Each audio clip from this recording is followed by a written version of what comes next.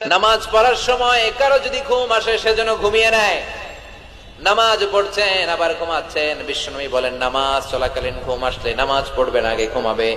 কারণ সে যদি ঘুমের ঝিমুনির মধ্যে থাকে আল্লাহর প্রশংসা করার পরিবর্তে সে আল্লাহরে গালি দিয়ে বসবে। করতেছে প্রশংসা চাইবে, কিন্তু মুখ দিয়ে চলে আসবে কি? গালি। মানুষের চাহিদা, ডিমান্ড, হিউম্যান ডিমান্ডকে আল্লাহ কত গুরুত্ব দিয়েছে। আবার বিশ্বনবী বললেন ইদা জাআল ইশা ওয়াল আশা মান কদ্দিমুল আশা ক্বাবলাল ইশা।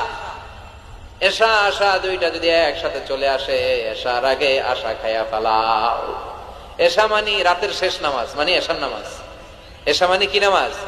রাতের নামাজ। আর আশা মানে রাতের খাবার, সাপার অথবা ডিনার। রাতের খাবারকে আরবিতে কি বলে? আশা। আর এশার নামাজটা আরবিতে কি বলে? এশা।